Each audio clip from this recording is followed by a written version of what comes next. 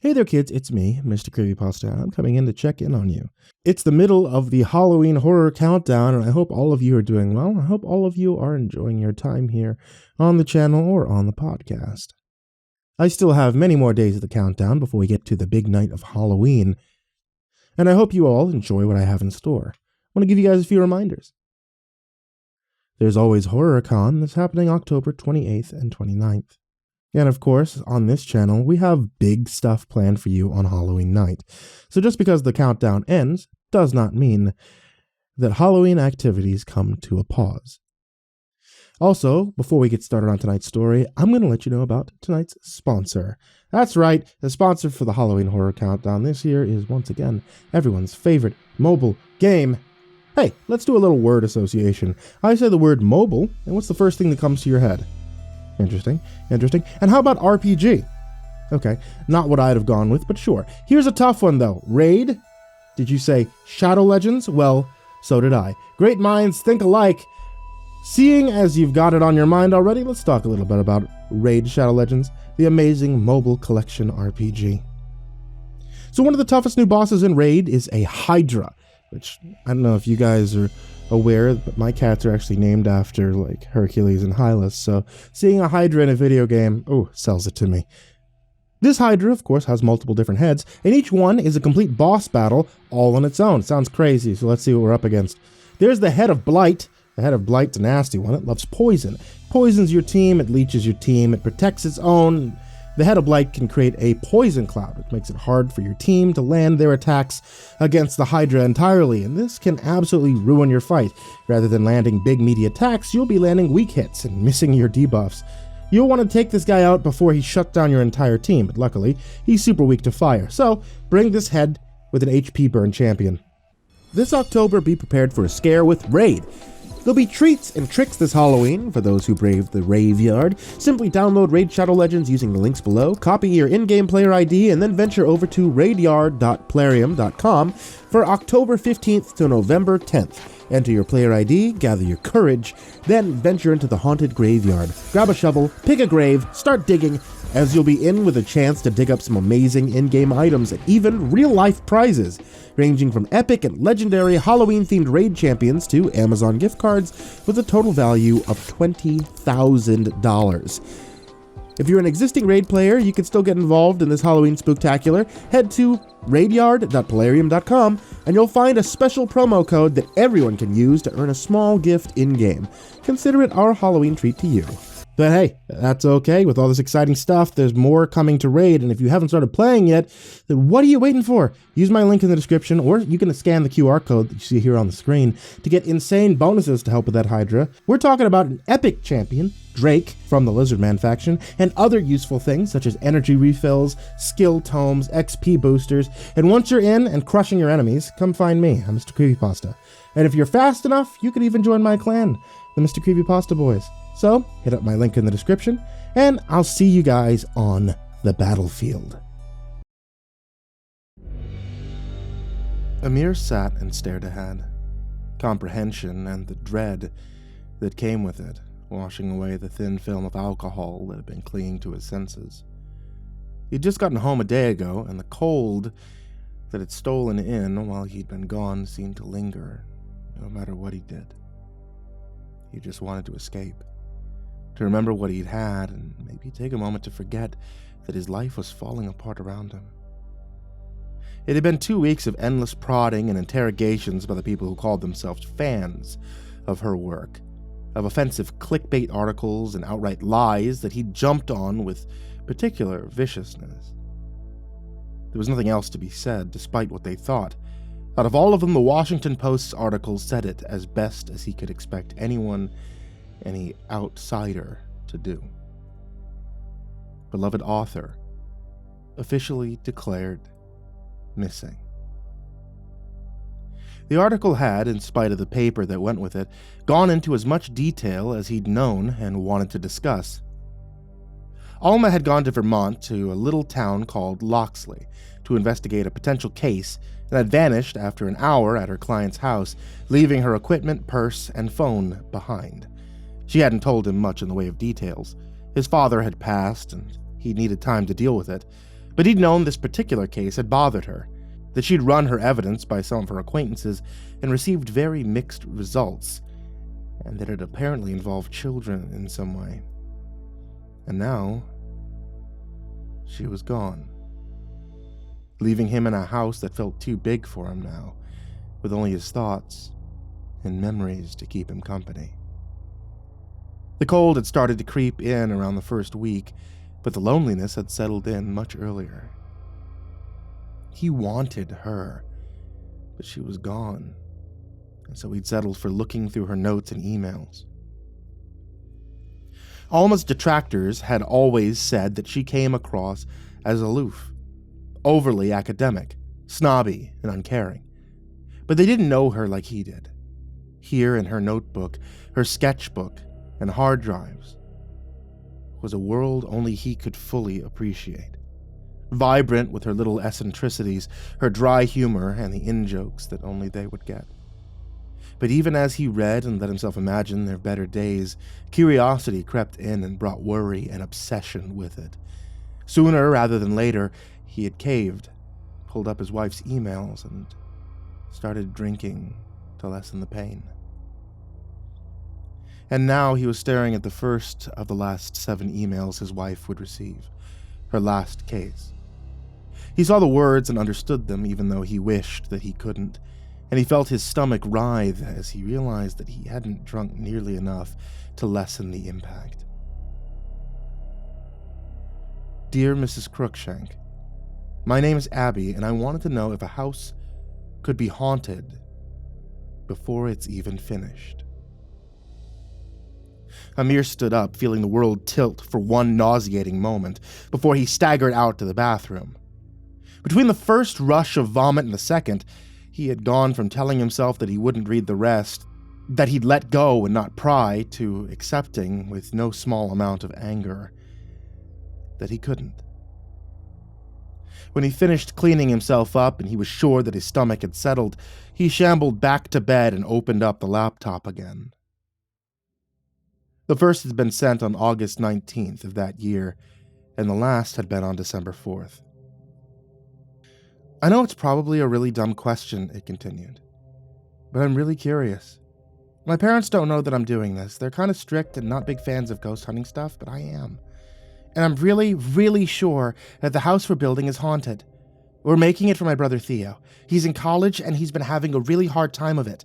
He's been working really hard, but Dad and Mom think he's not going to be able to keep going there. So to make him feel better, and so he doesn't take up any more space, we're building him this house. Mom and Dad thought that it was going to be really hard because it took forever to get our fence together, but it turns out to actually be really easy.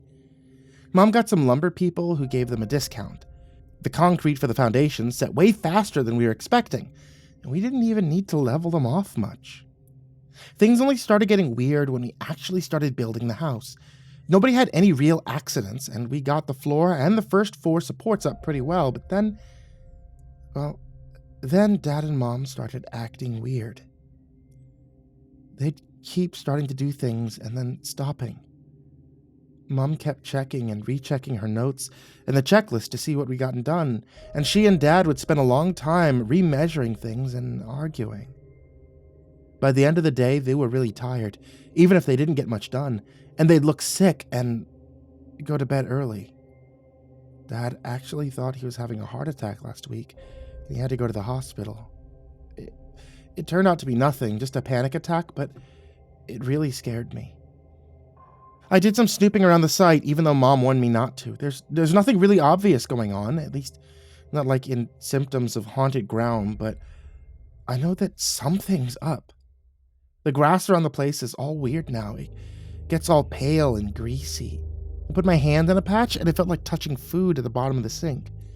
It took me forever to wash the slime off. The ground's really soft in some spots. I nearly lost a sneaker in one patch. It's like quicksand. I pretended I noticed it the next day while we were working, and Dad said that he'd get someone on it, but he's still kind of distracted. The last thing is the actual house. Me and Andy, my little brother, went in to test and while we were, I got this feeling like someone was watching me from behind one of the posts. But those things are way too thin for someone to hide behind. Our dog Heidi also won't go near the spot, and we keep finding her standing at the back window and growling, and Heidi never growls, not even when we have to take her to the vet. It's been a long day. I have a cold, and my math teacher wouldn't let me go until I'd finished the homework I didn't do, even though I told her that I'd do it when I got home. Anyway, I've linked a picture of the house here, and I can get more pictures if you want them. Thank you for your time. Abby Faulkner. His wife had understandably replied in short but not terse form a day later. Alma got dozens of requests and propositions a day, and the words of a probably sheltered preteen who read her book could not have been high on her priorities. Hello, Abby. I can't say for certain whether or not a house can be haunted before it's been finished. I'm certainly not the one to say that it's impossible, though. However, I mean this kindly. I very much doubt that your house, such as it is haunted. A lot of what you've told me has a perfectly rational explanation. For instance, your parents' need to measure and remeasure and their tiredness. If they're novices at building, then they're most likely stressed out about the process. All of the mathematics and geometry that goes into making a sturdy house would explain both of those things. As for the grass changing, it's more likely that all the leveling and upending has taken away some of its nutrients. Or maybe your parents are using pesticides to clear things up. As for what you felt while you and your brother were playing, there's nothing wrong with that, by the way. I'm fairly confident that you're just as stressed as your parents. It's a heck of a thing to do, building a house. And as far as being watched goes, maybe you were, but it was probably a deer or a fox. They can get curious, too. This must have upset the wildlife a bit. So all in all, I think you're just stressed. And you should take measures to calm yourself down. Maybe read something other than my books. Something fun. An adventure or a romance. Take a nap while you can, and if you feel it getting really bad, there's no harm in asking your parents if you can opt out and take a rest. I hope you aren't offended by what I've said, and I hope you feel better soon. Sincerely, Alma Cruikshank. There had been no response for 4 weeks after that. His wife had probably forgotten all about it. And then... I'm not making things up. We have most of the outer walls, the roof, and the windows done, and things are still bad. The grass is all gray-blue now, and it smells weird. I went inside while it was daylight and looked around. There's nothing wrong that you can see, but you can feel it. I sort of measured it by myself. The first time it was 31 heel-to-toe steps from the front door to the back window, and it was the same thing the second time. But the third time it was only 30. Then it was 28. And when I was turning around, I saw out the back window, and I swear it was sunset out there when it was like 2 in the afternoon here. I know your rules for before you can start an investigation. I have an old camera that I got for Christmas a few years ago. I'm selling a few of my things so I can buy some recording software and maybe a GoPro. If I get proof, will you come? Abby.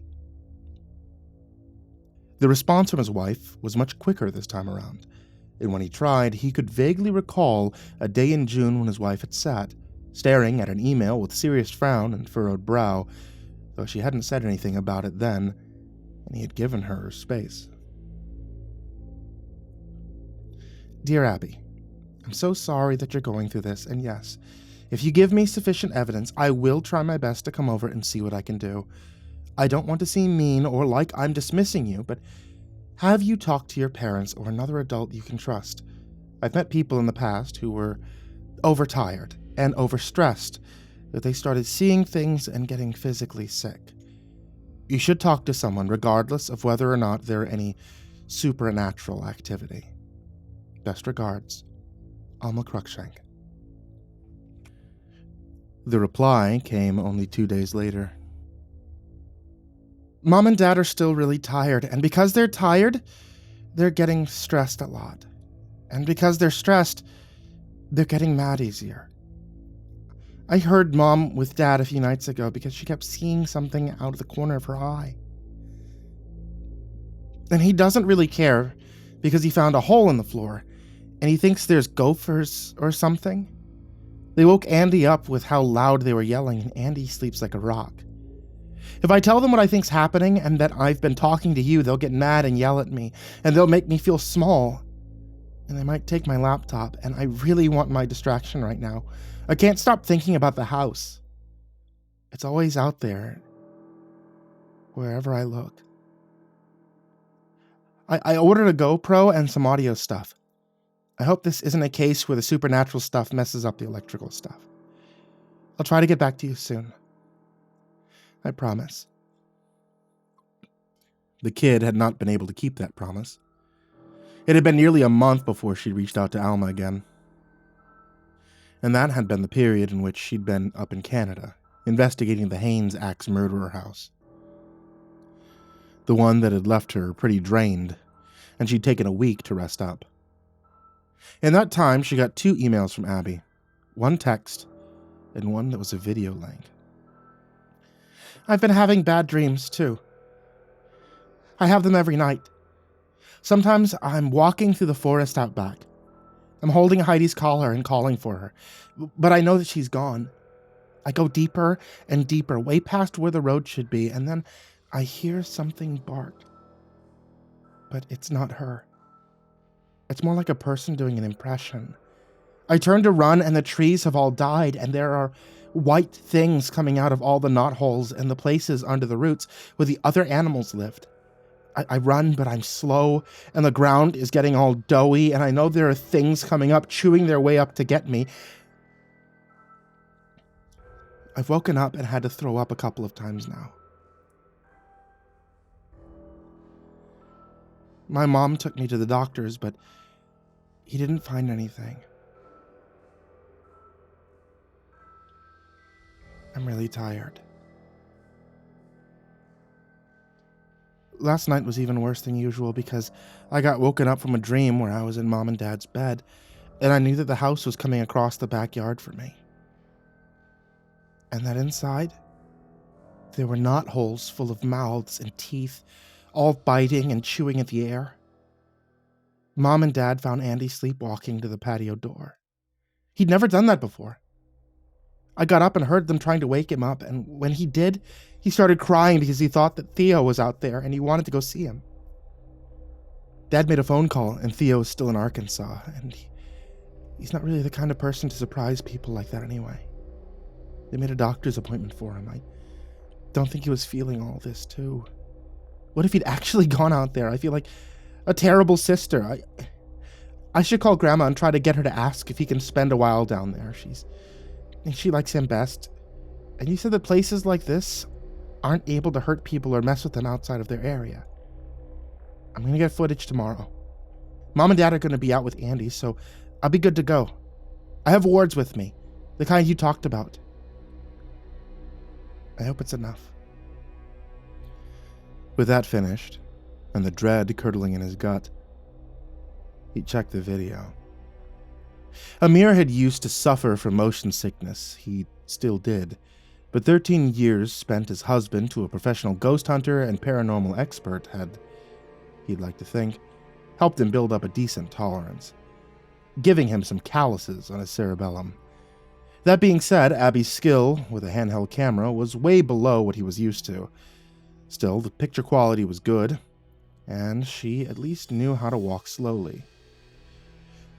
The footage showed her walking down a dirt path past a small garden and several berry bushes, whose greenery glowed in the morning sun, up to a little incline and then down the other side to the house.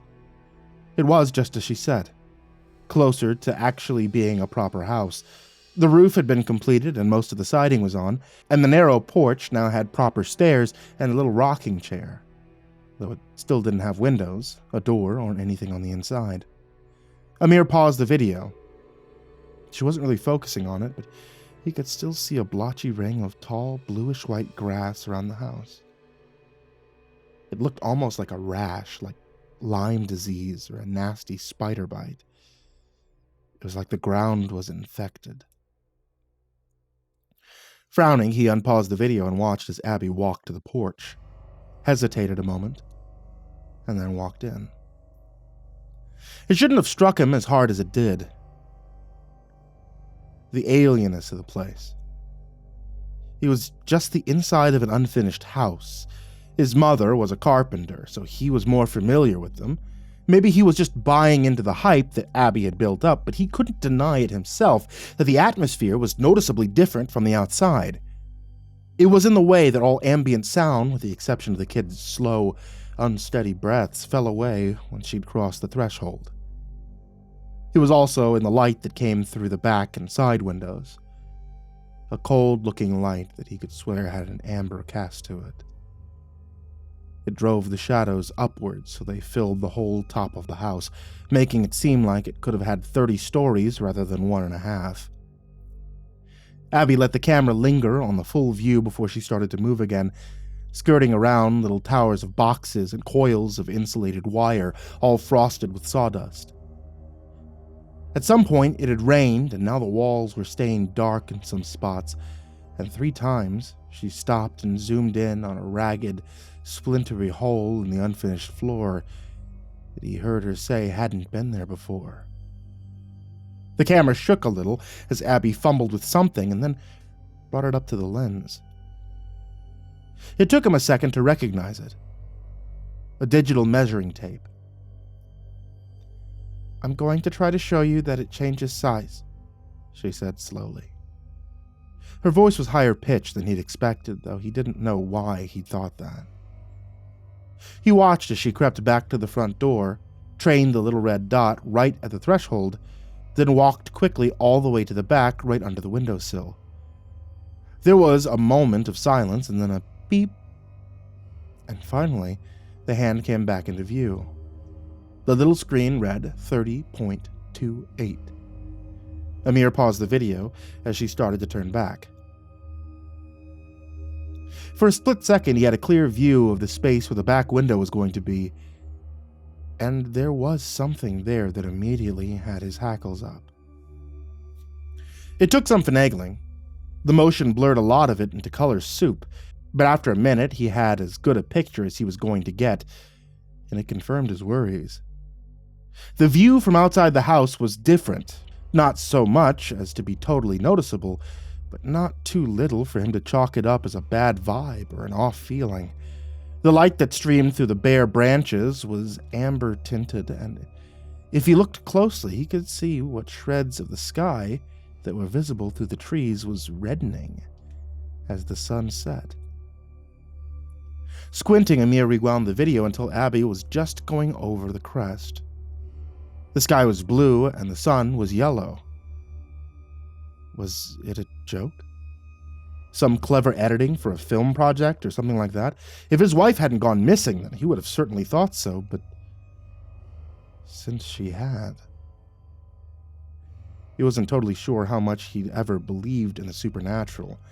His parents had dabbled in spiritualism, but that had always seemed like something they did out of curiosity or to try and seem like there was more to them as people than there really was.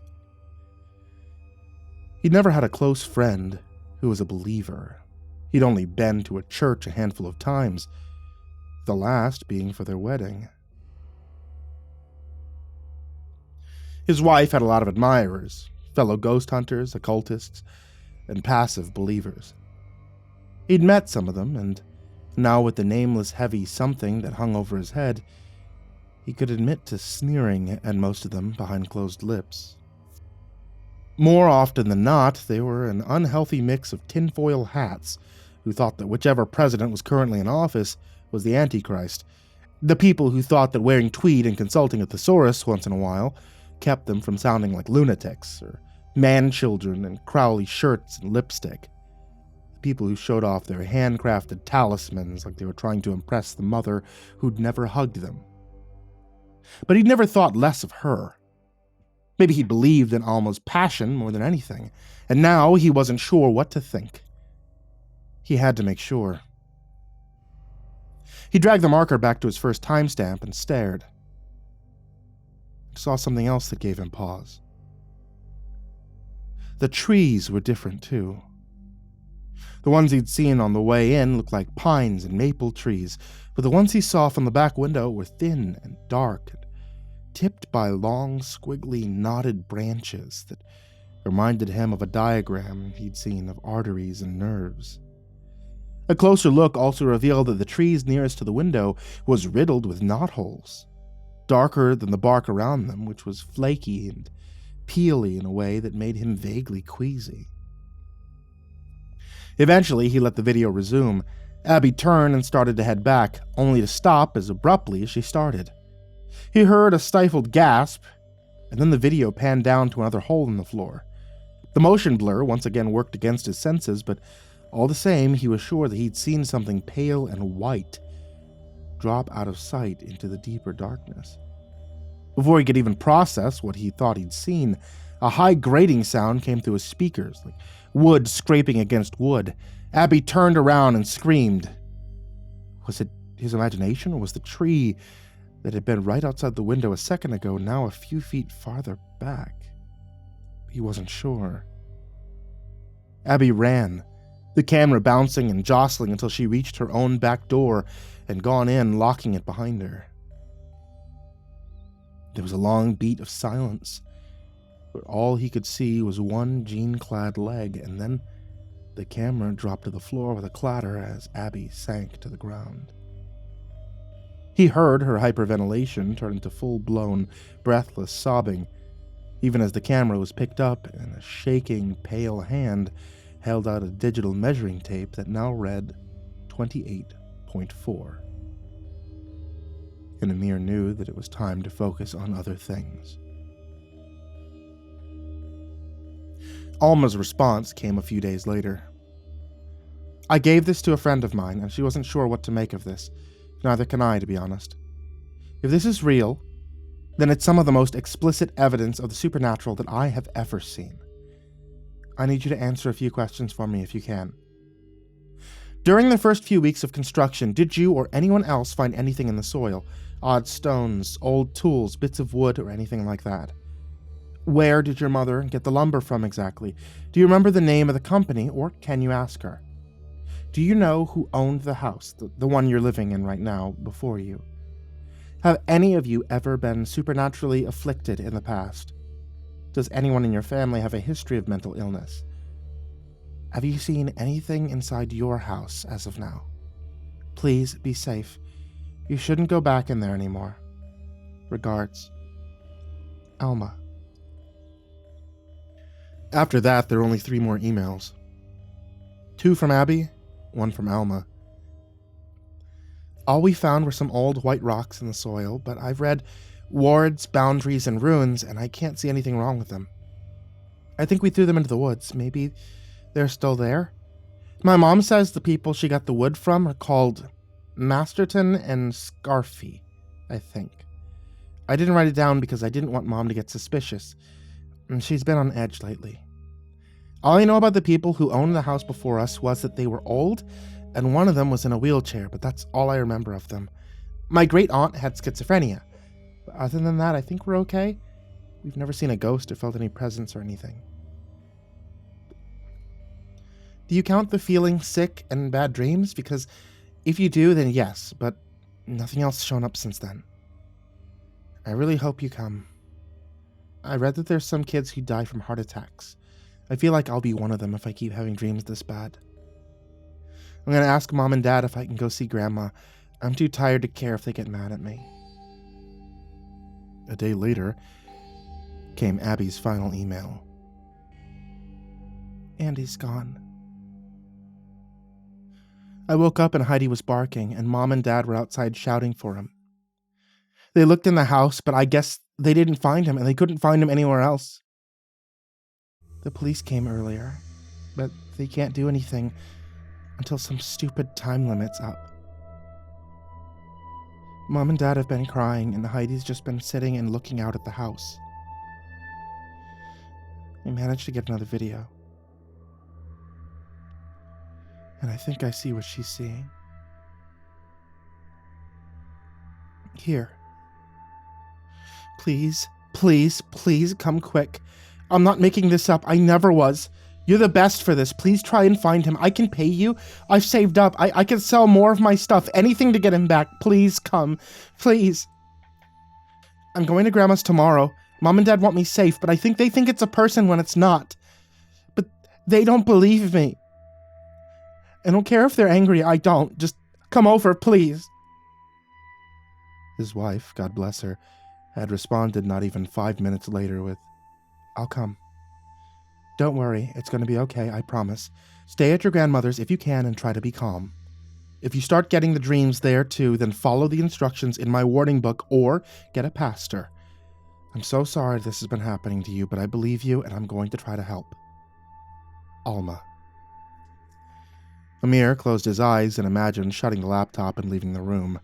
Of going downstairs, getting in his car, and leaving the overwhelming memory tidal pool that she left behind for some little hotel, or getting a room with a big king bed, lying down and letting the overwhelming liminality of his surroundings, maybe something a bit more illicit, carry him away from everything, even if it was just for a little while. But he knew that he wouldn't. I needed to see this to the very end. He knew that. After he'd seen the video, whatever it was, he was going to go through the rest of her inbox and her notes too, until he'd pieced together something close to a complete narrative.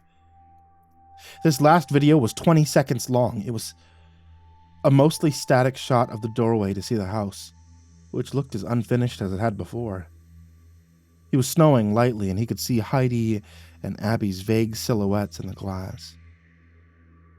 Once it had ended, Amir rewound and watched it again. He hadn't seen anything, though it might have just been a case of too much to take in too short an amount of time. It took him a few tries, but eventually he became aware of something. A stealthy movement out there, in the open doorway. He slowed the clip down to a crawl and zoomed in as best as Alma's computer would allow. There were things on the doorframe. A cluster of 7 very long, very thin things, so pale, and still, he didn't even notice them until they retreated into the darkness with a horrible, spidery grace. The motion led his line of sight to a spot in the corner of the door jamb. At what he'd thought had been a ray of sunlight. It moved, too, shifted and closed tight and retreated, and then he realized that he'd just seen a set of fingers, and the face of their owner moved back into the shadows. No one had fingers like that, and no one had a mouth or teeth or eyes like that either. It was a ghost. He'd just seen a ghost. His wife had been right. She'd always been right. He felt like he'd just been given a cancer diagnosis, like the ground had dropped from under him, like the world had flown apart into little pieces. He found himself replaying the video over and over and over again, just like he'd had with the last one, only this time he couldn't deny what he'd seen. Over and over he watched as the too-wide, too-toothy mouth, which had been smiling the whole time up until the 19th second mark, closed and left the lower half of the face looking like a cut that was only just starting to heal. Then the quick disappearance of the face followed by the fingers. Were there others just behind the first one? If he squinted hard enough, he thought he could make out other shapes, but he didn't know if he was imagining things, adding extra horror to whatever he was seeing, when what he was seeing was more than enough. He realized that he was cold, and that his legs were asleep. A quick glance at his phone revealed that it was 4 a.m. The first traces of blue were beginning to brighten the night sky, and he realized that he was exhausted. His eyes itching to close and his bones leaden. I'll have nightmares if I sleep now, he thought, frustrated and anxious. He imagined himself mustering up the will to keep searching or to pull up something wholesome to drive away at least some of the darkness that the past hours had left him mired in, but even as he did, he was closing the laptop and leaning back down, letting the cold fabric of the pillow soothe him even further. The last sparks of resistance went out, and he was asleep before he realized it. In his dream, he was in a crowded, tangled forest of black, flaky trees with trunks full of holes and the tops crowned with branches like arteries. It was quiet, save for the whistling of the chill wind through the branches. There was a strange layered element to it that made him uneasy, and the ground beneath him was blue-white with snow. He moved between the trees, walking fast and slowly building up into a tireless run, his feet pacing forward even though he knew there was something terrible waiting for him wherever he ended up. Time blurred into a long, winding path through a darkness laced with cobwebs of pink fiberglass, foam, and pale strips of something that might have been waterproofing plastic. And then he was in a little clearing.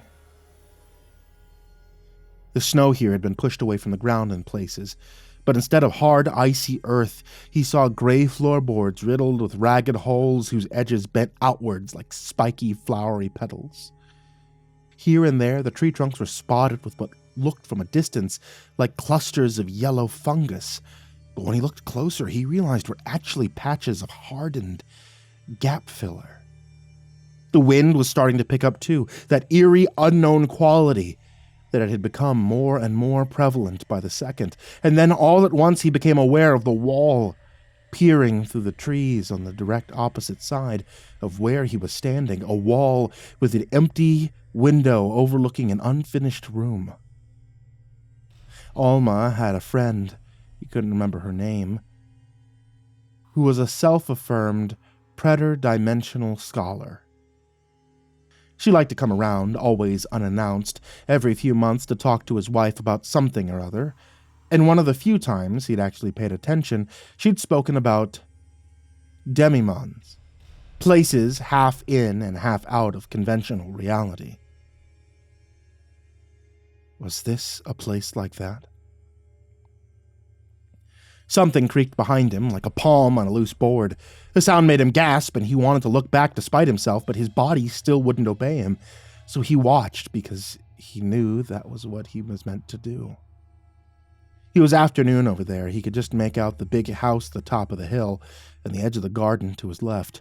He could also see the young girl coming his way, her steps hesitant but unceasing. She had a phone in her hand. More sounds behind him, worse ones. The boards were groaning, and so were the trees. He could hear things in the woods now, soft things, wet things, things that groped around with long fingers and moaned, hopeless and hungry. Abby was inside now. She looked about like he expected her to.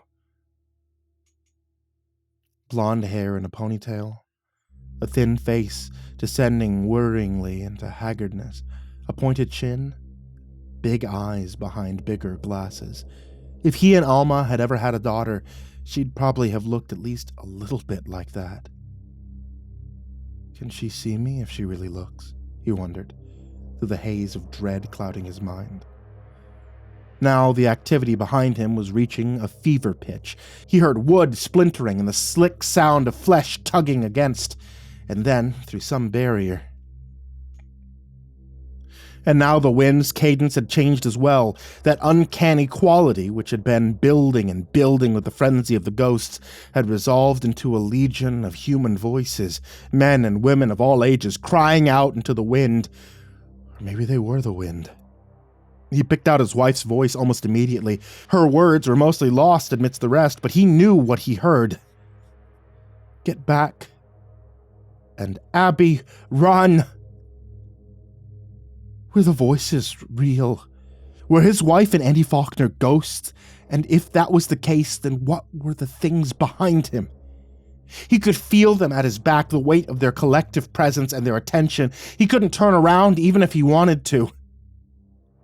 Something pale poked its way out of a knothole in the tree, just to Abby's left. The girl didn't see. She was staring right at him like she could see him, though her gaze was unfocused. Not knowing what else to do, he began pointing and shouting, parroting what the voices in the wind were telling him. Abby just stood there, her brow furrowed, her phone dangling limply from her fingers as not a foot from her. Something awful was emerging from the knothole teeth first. It was like watching an octopus squeeze through a gap in a ship's hull, rows of teeth set in anemic gums, squirming through a space far too small for them, followed by wet, white skin that, now that he was closer, didn't seem wholly there. Something that was close to being tangible, but not quite. The horror spurred him on. Body before mind, and he reached through the window and tore a line through the young girl's right cheek with his fingernails.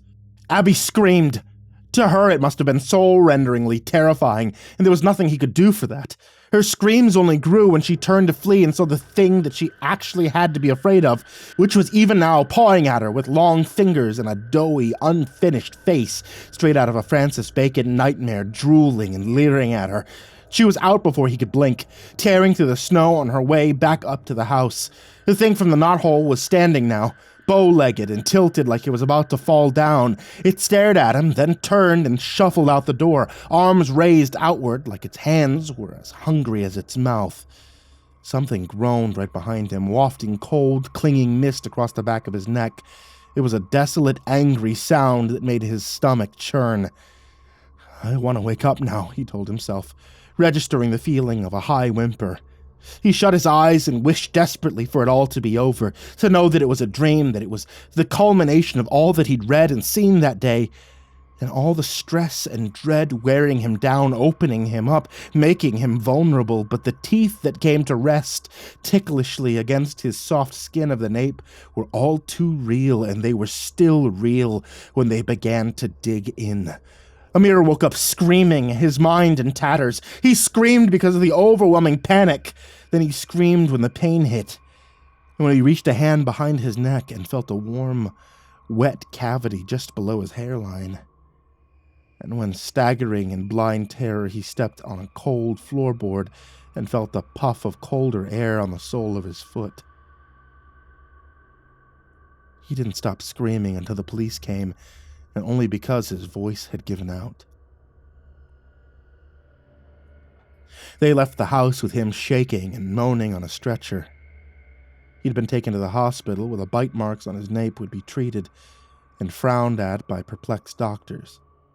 He'd be questioned, but his answers wouldn't satisfy anyone, though it would stir something cold in the hearts of the men and women who'd been in that house. If any of them had the awful feeling that there was something moving beneath the floors, something much too big to be a rat. Only a few brought it up, and only then, in the darkness of their bedrooms with their spouses or in the crowded safety of their favorite bars. Amir would try to go back to the house, though he was still reeling from what had happened, his shaky fingers caressing the little bottle of Zoloft in his pocket like a talisman. He'd go in and find that things had changed while he'd been gone. The air would be colder, the lights not as bright, the shadows just a shade deeper and a touch wider than they should be. He'd go to their bedroom and feel like he had when they'd first taken the tour, back when it was just a house and not a home. Their photo album would be on the bed. He'd remembered putting it under there the last time he'd checked. He'd take it, clutch it close to his chest, bend down to see if the power cord for her laptop was still there. And that's when he'd see the big, ragged hole in the floor right between the bed and the nightstand. Then he would feel a puff of cold, damp air on his ankle, and his world would blur as he ran, leaving the house to its new owners.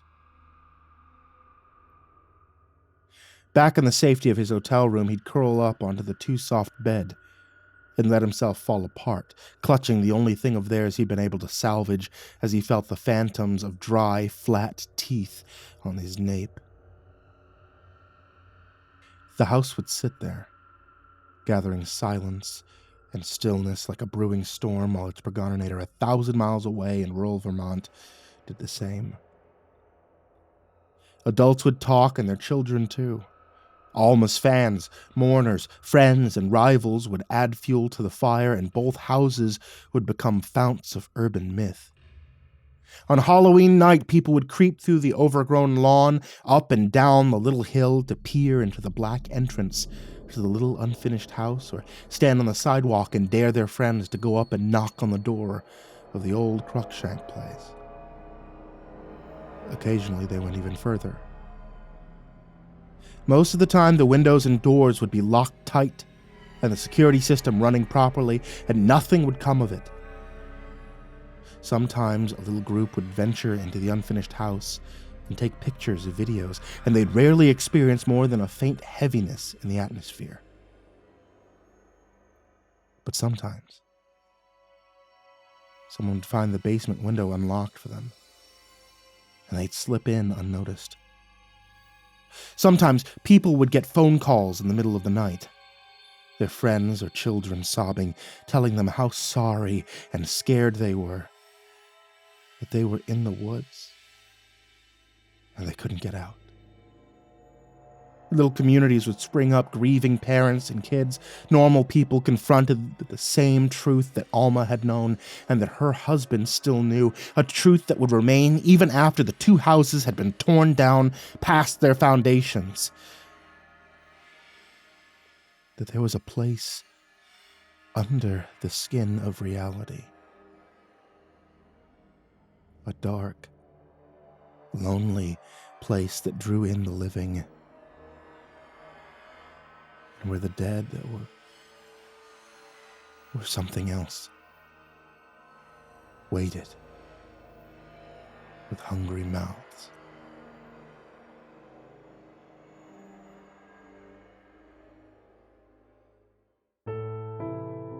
Hey there kids, it's me, MrCreepyPasta, and I want to tell you thank you so much for watching tonight's video if you're watching on YouTube. Thank you so much for listening to tonight's podcast if you're listening on Spotify, and thank you guys for doing that thing where you subscribe, where you hit the bell, where you hit like, or you leave a little comment at the bottom or wherever you can leave comments at. I don't know, I don't use Spotify that much. And finally, I want to give a huge thank you to everybody who supports me on Patreon. This past year has been rough.